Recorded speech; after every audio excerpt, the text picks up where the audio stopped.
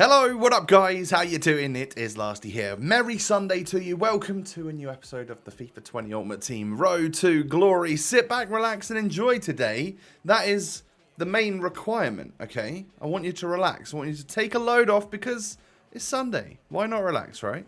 And the other requirement, if you're feeling generous, is to support me. And by doing that, you got to hit the thumbs up button. And we're going for 2,000 likes. If you can make that happen, you'll literally make my day. And of course, subscribe as well if you're new around here on our push to 500,000 subscribers. One day we'll make it there. Oof, that day will be a good day. So yes, welcome to episode number 325. Officially, the furthest we've ever gone with an RTG episode because, like I mentioned at the very, very end of yesterday's one, episode 324 was actually the furthest we've ever gone because last year we only ever got to episode number 323, I believe. So we are breaking records every day now up until I finish the series. What do you reckon we'll get up to? Should we stop at 350? 365, so we got like a year. Ooh, maybe. I don't know. It's literally all dependent on how many people are still watching and what the content is actually like, and when FIFA 21 comes out, really, I guess. So we start the episode here today with a little pack from Season Objectives. I was hoping for a little bit more, consider it was like a Jumbo Premium 26 pack. Like, it's supposed to be an alright pack, but we got a squad fitness and then some non-rare golds pretty much. I don't think there were any rare players in there. If there were, they were pretty low rated rubbish ones anyway. And we pick up FUT champs right here. So right now we are 3-2 after what has been a pretty catastrophic start in reality. I'm going to open up the Excel spreadsheet because I have forgotten to do that, and it will remind me of my results as we go through the episode. I like to have that open for that particular reason.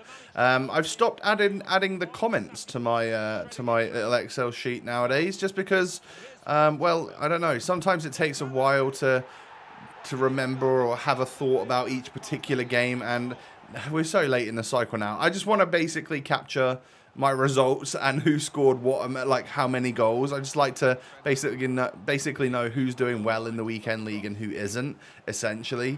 I know we got fairly detailed there for a few weeks, but this is week 26 now of me recording stuff, which means like half a year we've been recording this stuff every week, which is quite interesting. But in this first game right now, things are going very, very well for us. 40 minutes on the clock, we're 3-0 up. Like that right there is things you absolutely love to see. And I think he was annoyed with that because he literally takes kickoff, boots it back to his goalkeeper to score the own goal. And he was going to do it again, but then he sort of stopped himself from doing it.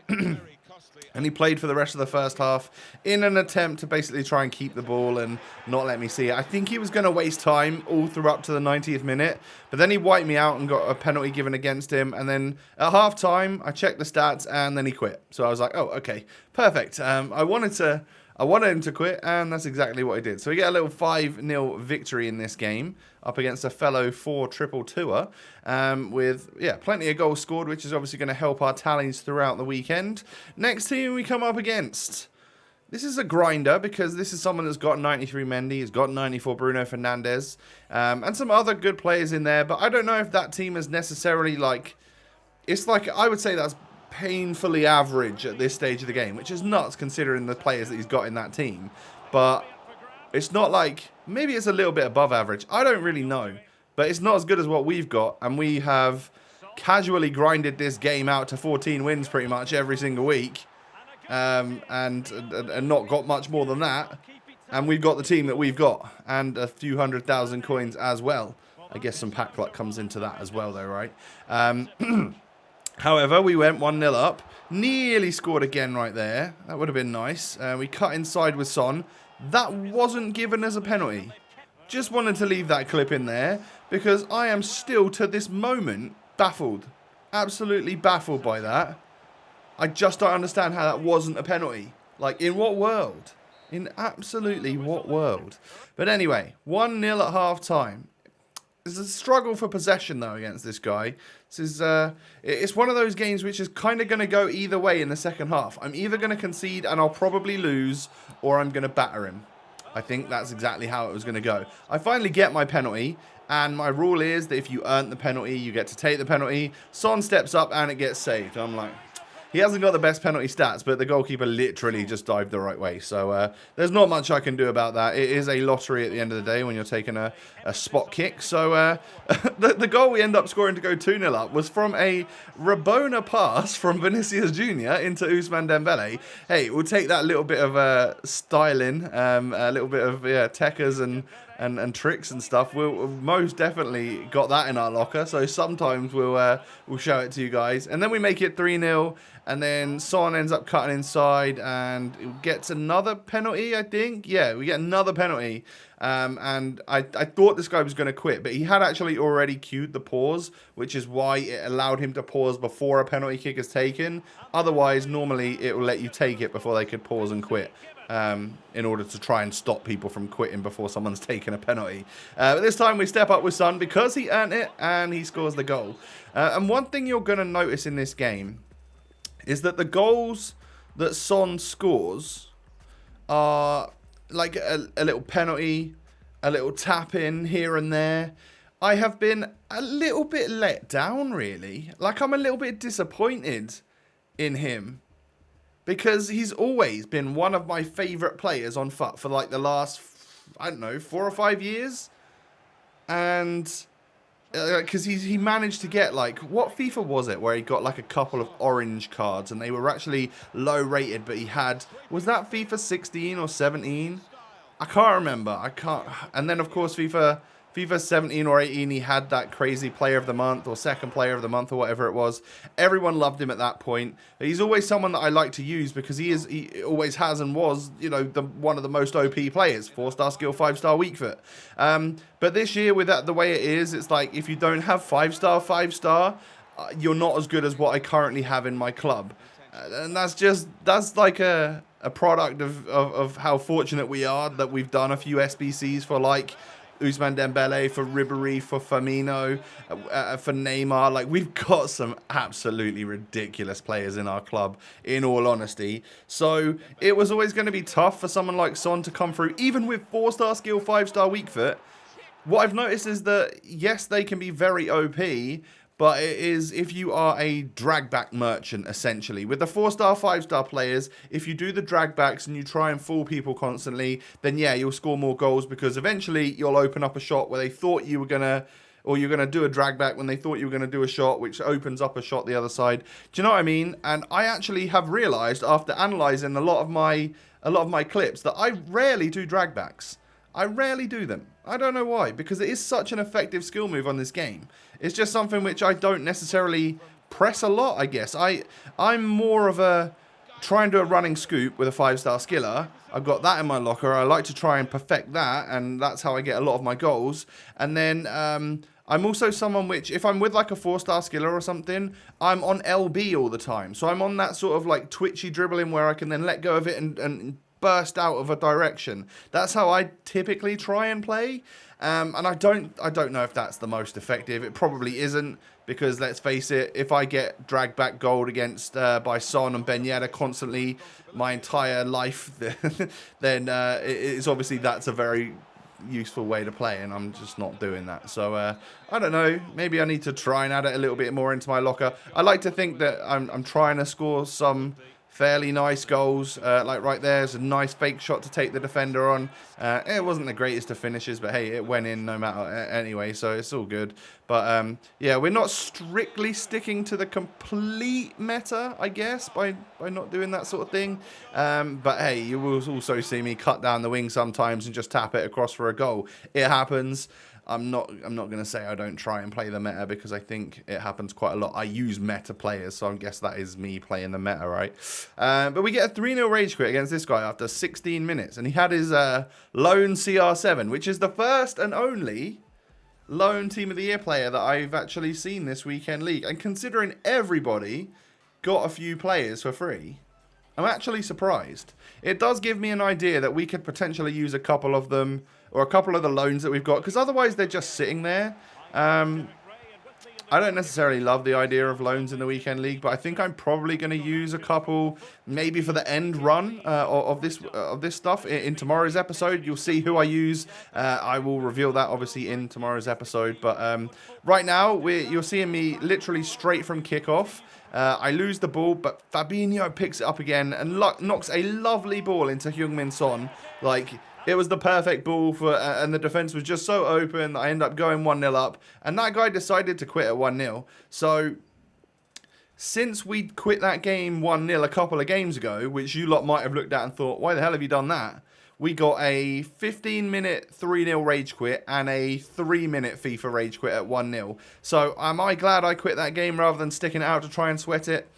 Hell yeah, I am. I really am. So then we go into the next one. And at this point, we are 8-3.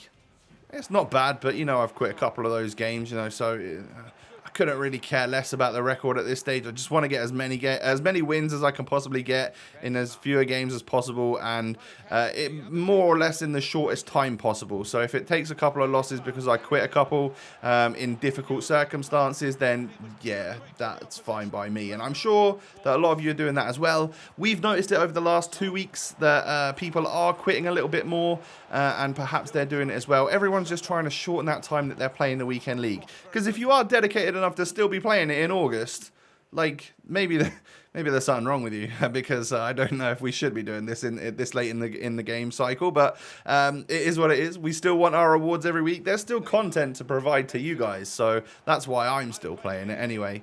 But this game right here did not go my way.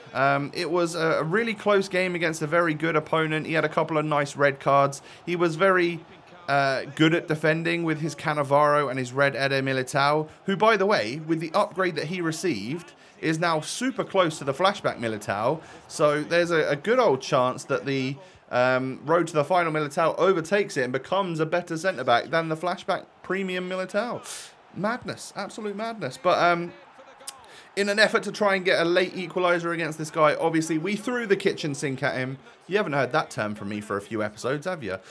We haven't said that one for a while, but yeah, we threw the kitchen sink at him. It was to no avail because he literally ran down the other end and scored the goal. But then, well, we went around down the other end and scored a goal as well. So we get a consolation, but it's not enough. So Gianluca, I think that was your gamer tag. GG's, bro. That was a tough old game. We take the defeat there. Annoyingly, I wish I probably would have just quit at 1-0. That would have been the smartest thing to do. And then we come up against this team right here. Lots of very good players in there. That Konate now at centre-back has got crazy pace, got like 90 pace now, and obviously is still a live item, I believe, anyway. So yeah, he could potentially be a pretty sick card going forwards too. If they're still... Did they upgrade all the live items, even the ones that are out, or is it just the ones that are still in? Is that a stupid question? Probably. I would assume they're still in. But we found ourselves 2-0 up kind of early on. Like the first half, nice one. We're going to come away 2-0 up at half-time. It's all good. Oh, wait. 45th minute cheese, and a 98 red Mbappe ends up scoring against me. Turns out this was a viewer, I think. Anyway, yeah, because we messaged afterward. Your name was Kieran, I believe. If you're watching the video, thank you. GG's to you. This was a fun game. The end result is going to be way, way, way off what this game should have been. So, yeah, don't look back at this one and think, oh, I can't believe that I got done so heavily here. But, I don't know what it was. I wonder, are you the guy that was playing 3-5-2? If you were, then that's what did it for me. Like the defense splitting open and stuff, and giving me a little bit more room. I think you were, right? Because you had, yeah, Konate, Sarr, and yeah, this was the 3-5-2 team. And it just goes to show you that sometimes when there's not the fullbacks there as well, it's a bit of a struggle, and it just opened up for us so much in the latter stages of the game. We make this one like 6-1. I think at this point Kieran might have given up, kind of, but Son knocks it into Pogba. We were just scoring for fun at the end. They make it 7-1. But he does run up the other end and get another goal here. Verdi into Sissoko, into Verdi, back to Sissoko, bang, goal. Yeah, fair enough. Nice finish. And we are 7-2 victors in this one. I will absolutely take that. So that is going to be where we end for the gameplay for today. 7-2. And that is going to be 9 and 4 or something so far in the weekend league, and that was all on Friday. So I know you're watching this on Sunday, but that was where I got up to on Friday night, which is a more successful Friday than I've had. Not as last week. We were 10-0 actually last Friday, but normally I go to like 3, maybe 5 wins. So to push forward all the way through to 9 makes the rest of my weekend a little bit easier, allowing me to do some other stuff that I actually like to do, like, you know, living and going outside and stuff. You know, that's nice, isn't it, in the summer with all this lovely weather. So I completed a little SBC just before it expired because it offered a rare Electrum Players Pack. Didn't get anything really in return. We got an 81 rated Granite Xhaka. But hey, is what it is. It was worth the risk because we've got loads of fodder. I could do a whole bunch of upgrades, but I just don't really know what for because a Mkhitaryan SBC doesn't really do it for me. At this point, I kind of miss summer heat. So there's some player SBCs there which don't expire, which I could potentially do. Like I could work on maybe getting David Luiz or something. So I might do some upgrade packs over the next day. Again, there might be some other SBCs that come out that are a little bit more my cup of tea. But I'm not such a massive... I want a cool card design, really. I don't like the Road to the Final designs, either for the Champions League or the Europa. They just don't really do it for me. And like a Mkhitaryan's not really... I'm not fussed about... Really not fussed about Ansu Fati either, if I'm honest. So I'm probably not going to be playing the Rivals stuff and grinding out for him. I just don't see myself doing it. But right here is kind of like what the whole title of the video is about. Making the smart decision, all right? So I'd got 9 out of my 14 wins on Friday night. Late Friday night, I decided I'm going to sell this Heung-min Son, who's somehow more expensive than what I bought him for, even though the day after I bought him, he had crashed like 70k. There was a chance for me to actually make money, probably as much money as I would earn from playing the weekend league. So therefore, I decided to get rid of him because a lot of the goals he had scored were tap-ins. And a lot of he scored a penalty as well. He's got 10 goals, 5 assists in 13 games. It's a good return, but I think a lot of that was like hand-holding. And Ousmane Dembele, well, he's on 11 goals, 9 assists, 20 contributions instead of 15. And he's doing it with ease. So, yeah, we're going to sell Son. Like I said, it will free up a position in the squad. I think I might try a couple of the loans out, maybe a couple of the icons. We've got a Cruyff, we've got a Ronaldinho, a Maradona. It gives us some fun to try them for just the last few games of my weekend league as we push to 14 wins in tomorrow's episode. But yeah, guys, that is the end of the episode. Can you do me a favor? Hit the thumbs up button. We're shooting for 2,000 likes in August. It's a challenge. Make it happen if you're feeling generous today. And of course, subscribe if you're new around here. I thank you very much for that. And my social media links are down below in the description. Take it easy, everyone. Stay safe, stay healthy. Have a great day. I'll catch you tomorrow with another episode. Peace.